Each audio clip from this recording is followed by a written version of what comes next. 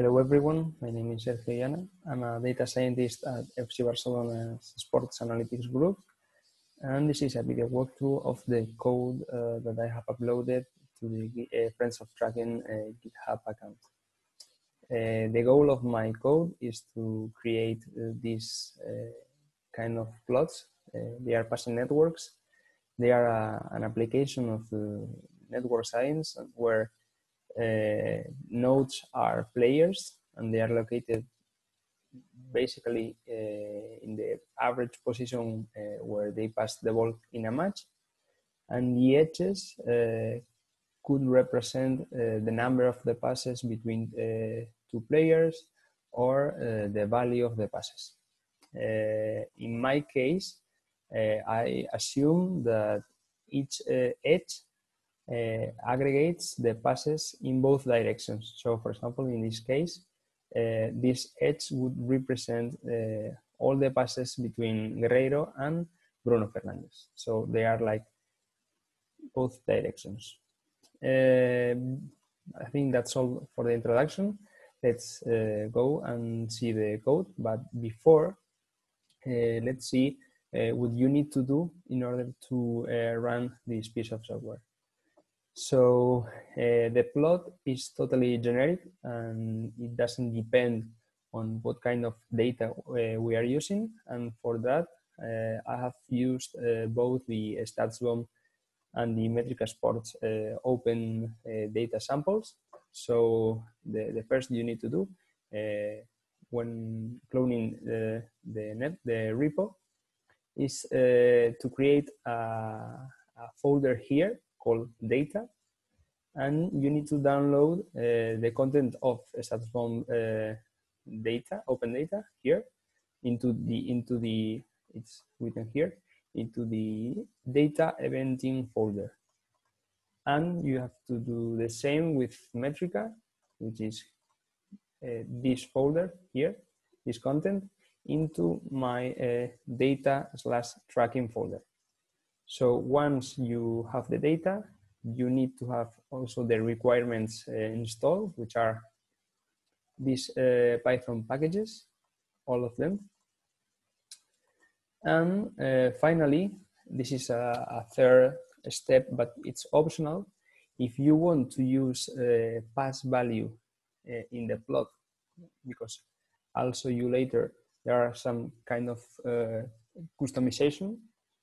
And for the eventing data, you can use pass value, but you need to run a script called prepare vibe, which merges all the tutorials here from the Soccer Action repo, which are here. All the code is in this script, and it prepares the eventing data by training an XGBoost algorithm and setting the vibe metric, which is like a metric of how much value or how much impact a player's action has on the production of his team. So it allows to aggregate the value of the passes of the players. So once you have everything ready, my code is run with a command line. So an example for the eventing data, you need to run Python 3, the script run, and then specify that you are going to use the eventing data. The plot type is pass value. There are 3 plot types: basic, pass value, and tracking. And then the match ID and the team you want to plot. So with this line, you will have this plot with this picture, which is saved in the plot folder. The same works for the tracking data, and then you have to change this argument source, which needs to be tracking, and then you can choose between basic and tracking, which I will explain later. For now, I think we can change and see the code. So here, this is the content of the run the .py script. This script, what it does is to read, well, with this function which is stored here in utils, it reads the arguments, and then it creates a class, well, an object from a class to build the passing network. I have used object and class inheritance. So here there are two, the structure of the code is divided into the processing folder, which is in charge of reading the data, preparing the data, so that the visualization code doesn't need to understand if the plot is based on eventing or in tracking data. So once we choose the data source and the plot type, there is this abstract class which defines the template of the steps we need to follow to create the plot. So first we need to read the data, then I'll explain you later, but we need to compute how many minutes we are taking into account. So in order to avoid problems with the number of players appearing in the plot, we assume that we are going to plot only the starters. So we need to compute how many minutes based on when is the first substitution of the match done, or in case of a red card, if there is a red card, then we're going to use the minutes before either the red card or the substitution. Finally, later, we set information about the plot based on, for example, the names of the teams, and we set information that is going to be displayed in the plot, like this one, and the title in this method. Then we prepare the data. I will show you later in a notebook. I have a demo prepared to see the format of the data, and then finally we will the plot. As I said, this is an abstract class and needs to be inherit in these two files. So the abstract class defines the build plot based on the data that it was prepared before, and then it saves the plot in the plots folder. So, for example, if we take a look at the eventing file, let's see here. So this is the Statsbomb passing network, and it uses the abstract class. And this is also generic for both the basic and the value passing network, which are the two types we have for the eventing data. The read data method reads the files that we have saved here in data/eventing here. So basically, the translation between the full player name and the nickname, because we want to use the nickname as it's shorter, and then a pandas data frame with all the events of the match. Then the compute total minutes, what it does is to check the first minute in the match with a second yellow or a red card, or the minute of the first substitution of the match. and then we use the minimum of these 2 minutes. So as I said, there are two types of eventing passing networks in this code.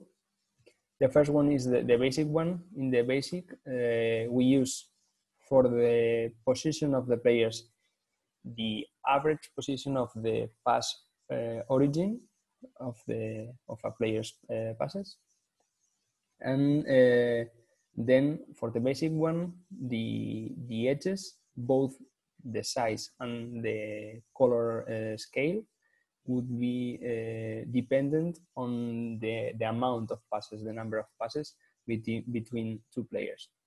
So for this one is easy. We select from the events data frame all the successful passes of the team in the time window that we have selected. Then we prepare both the names of the passer and the receiver, and we aggregate the data. So in this case, I will show you with an example. These are the 5 data frames that we need to set into the self object, so that the code for the visualization works. So in this case, I have here a demo. This is how the data frame looks with all the passes.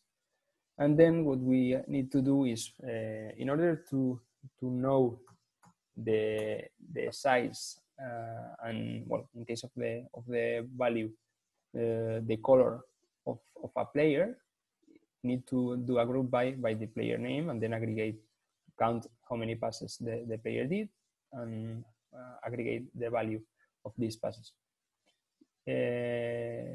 On the other hand, for a pair of players, as we want to aggregate the passes in both directions, what I have done is to create a common key, and then group by that key instead of grouping by the names of both players. So we have this key with an underscore between.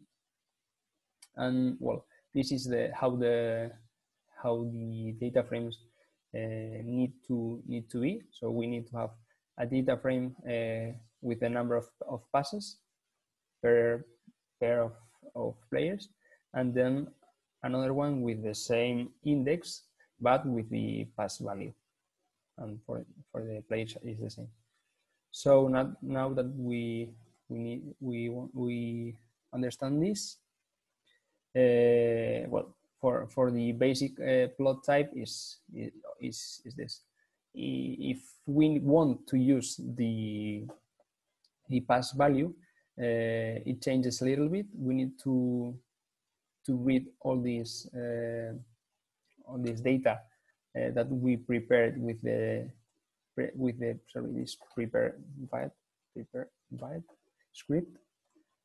So here what we do is to read the actions and then predict the pass value based on the model trained in that script, and then we prepare the data frames as I explained before. For the tracking data, the structure is the same. We have like a father class with that defines the read data method and the compute total minutes. The read data, in this case, we need to read first the events and then the tracking data, and we have 2 data frames. In case we have selected the home team, because for Metrica we don't have the names of the real names of the teams, we have home and away. So we only save the tracking data for the team we have selected.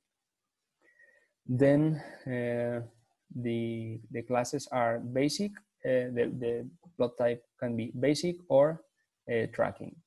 the distinction here is based on where the players are going to be plotted. So let's see an example, for example, here.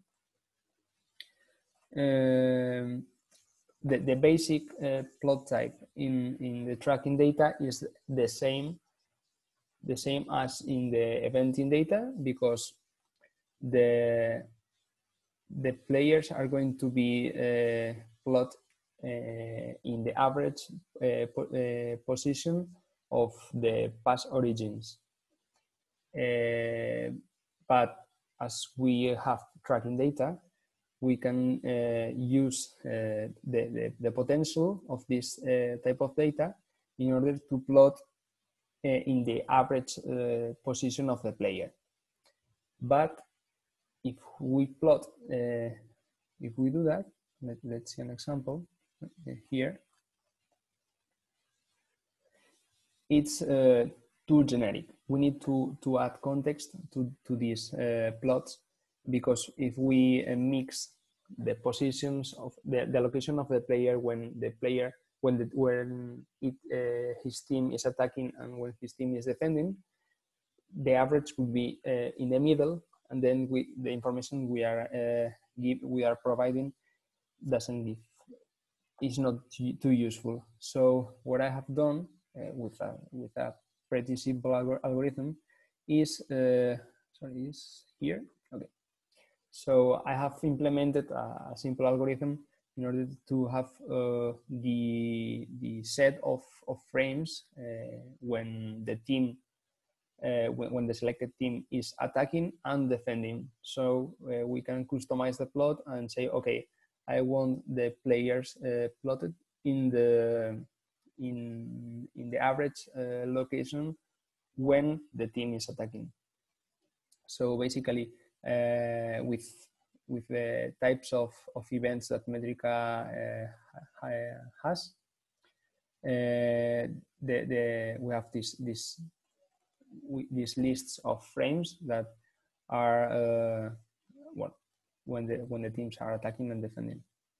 And applying this also, I found pretty interesting to be able to filter also the location of the ball. So here, let's go back. There is another argument, which is this one, ball location. So if present, we can say, okay, I want the players plotted in the attacking phase, so when the team is attacking, but also when the ball was in the opponent's half. So this is going to change the location. And for example, if we compare here, so this is when in the first match. Well, I don't think this is a good example. So let's go. There was this one. So when the away team was attacking and the ball was in the home's half, this was the location of the players. And if we compare that with, let's go here, when the team was defending and the ball was in his own half, the position is the location is totally different. So this is when they are attacking in the opponent's half and when they are defending in his own half. The rest of the plot is the same. So the links, the edges are the number of passes, both the size and the color is based on the number of passes between these players. So now that we understand this, let's take a look at the visualization methods. Well, the plots are totally customizable. So in this JSON file, there is a configuration file, so that we can say, okay, I want the pitch in white or in black. We can change the color of the lines. in my case, they are gray.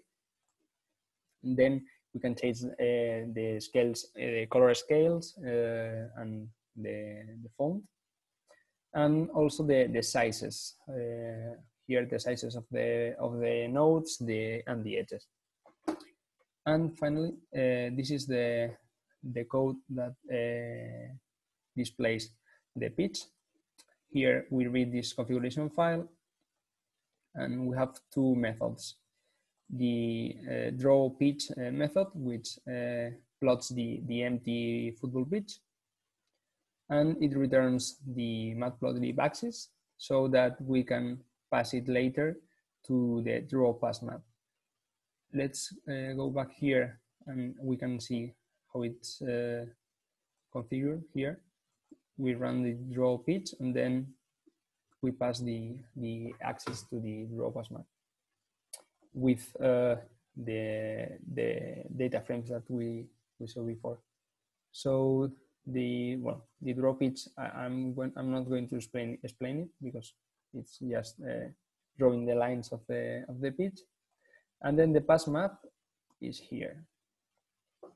So first of all, as this is generic, I assume that the position of the coordinates of the players are in a 0 to 1 scale. So then we need to change it to in my case, to 100, 105 and 68, I think.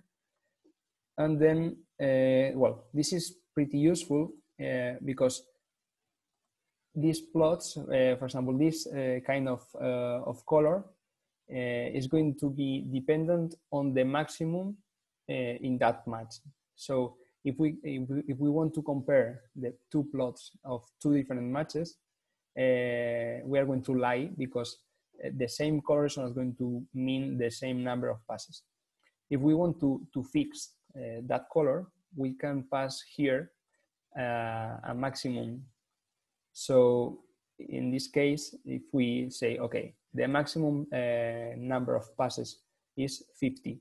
So the color is going to be fixed, and then we can compare two plots. If we don't pass this value, then it's going to use the maximum of the column of the data frame. So first, if we want to plot the edges, because there is here an option to hide the edges. We combine the data frames with the pair these data frames, these ones with the two names, and then we just plot. Well, we compute the width based on the scale that we have specified, and then the color scale, and then we plot the lines. And finally, once we have the lines plot, we plot above the nodes with the name of the players. And finally, this is an extra information such as the legend and the title. I think that's all. Here, I have created a script in order to run and to have all these plots already. I hope you liked the video. The code is uploaded in GitHub, and I would like to have comments on improvements, and that's all. Thank you very much.